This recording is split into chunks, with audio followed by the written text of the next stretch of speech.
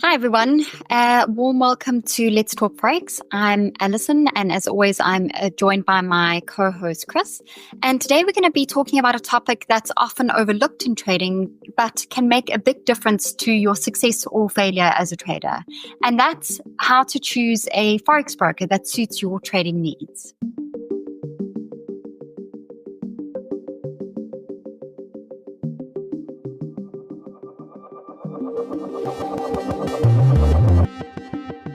Hey, Alison.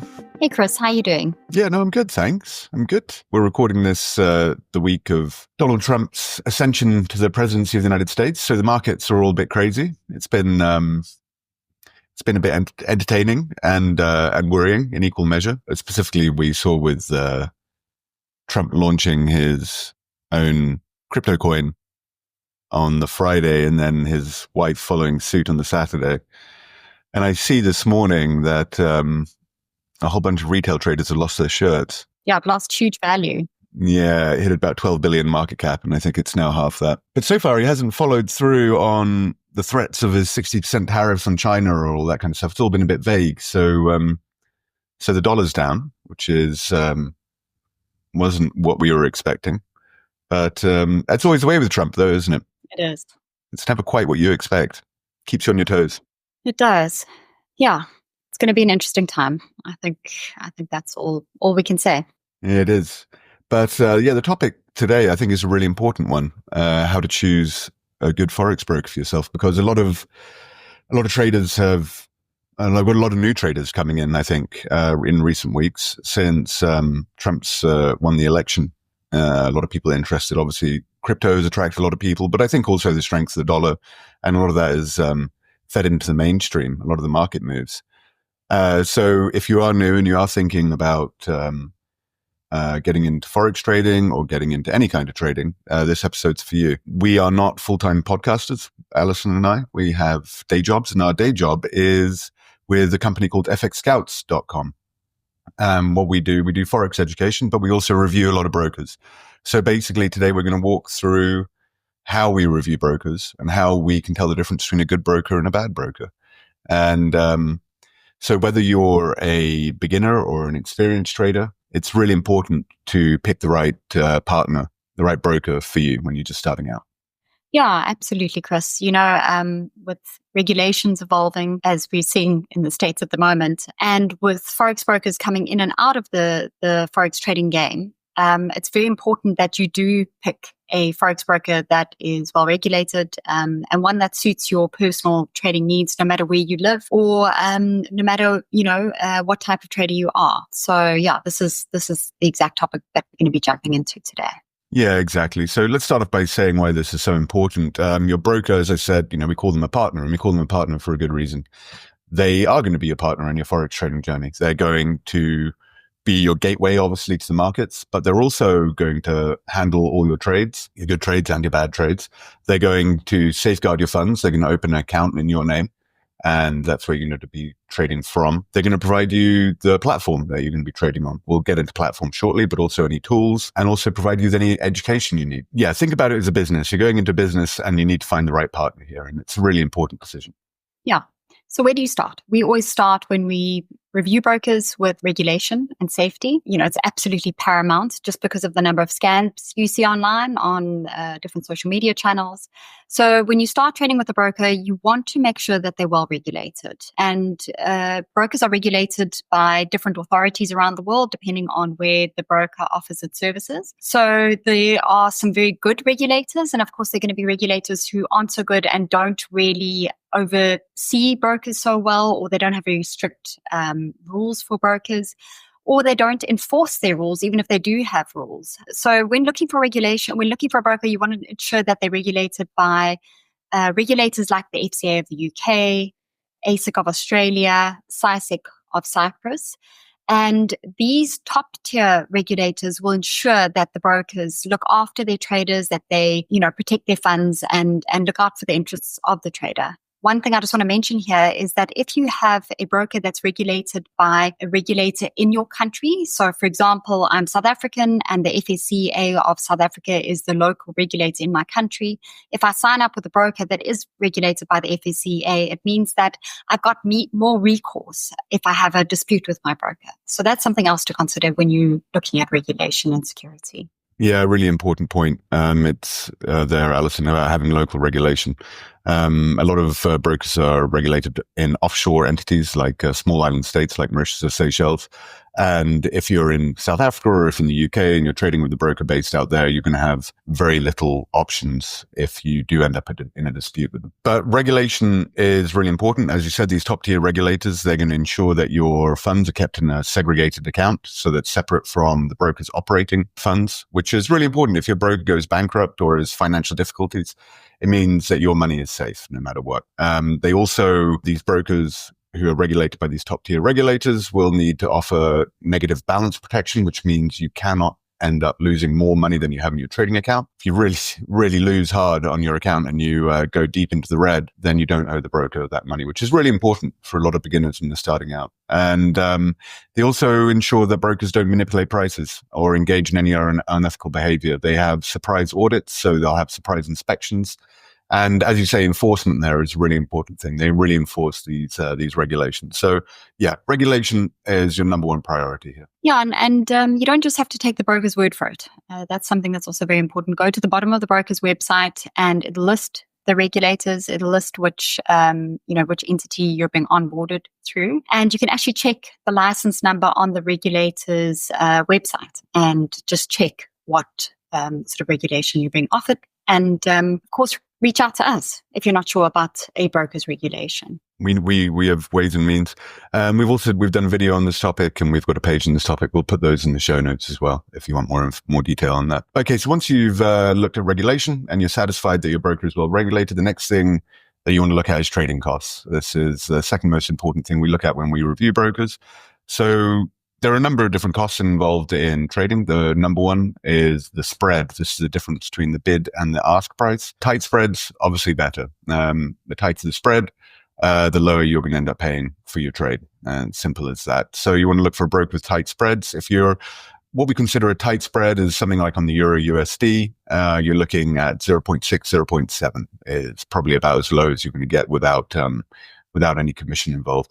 And speaking of commissions, that's another cost. So if you're on something called a raw account or an ECN account, which we'll get to shortly, where the spreads are really, really tight down to sometimes 0 pips, you're often going to be paying a commission on top.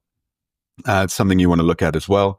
And it's something that we always check. Commissions are charged when you open a trade and when you close a trade. So make sure that's called the round turn commission on both sides there. So you want to make sure that you understand what the round turn commission is.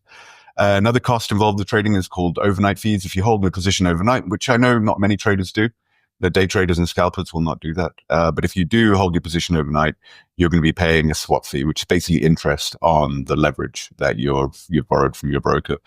So you want to be aware of those. And then finally, not really trading costs, but something very closely attached that you're going to have to be aware of is deposit and withdrawal fees. And this is a bit contentious. Not all brokers charge deposit and withdrawal fees. They'll say they're free. But then there may be a fee attached for if you withdraw below a certain amount. Or there's often banking fees as well. Like if you're doing a bank withdrawal and you're based in Malaysia, let's say, and your broker is based in the UK, there's going to be an international banking fee attached. So make sure you understand all those fees involved with deposit and withdrawals as well. Yeah, because as we know, small differences in costs can really affect your profitability. And you also just want to make sure that your broker's that there are no hidden costs. So just make sure you know what's going on, with all the costs you're being charged with. So the next thing we want to talk about is trading platforms. This is a very important part of trading just because that's your interface. That's the way you communicate your orders. A lot of traders trade with the third-party platforms such as NT4, NT5, CTrader, and TradingView, which is very much an up-and-coming trading platform that was originally a charting package. These trading platforms will be available at most brokers. But some brokers also offer their own in-house trading platforms. And these trading platforms we find are easier for beginners to start with, just because they're often more intuitive and they're easy to navigate. And when you are choosing a platform, especially as a beginner, ensure that the platform's user-friendly. You don't want to be stuck with all sorts of complex sort of order types when you're just starting out. It's difficult enough to start trading that you want a platform that is easy to use. You obviously want a platform that's fast, with fast execution, so that you're not losing money on slippage, for example. And then you want a trading platform that has good charting tools. So you might look for customizable charts. Of course, you can be looking at the different technical indicators that you use in your trading strategy and that they're available on the platform that you're using. And then, of course, things like drawing tools. And lastly, you want to look at maybe, the extra features that you may be using, whether it's Auto Chartist, which is a very powerful tool that performs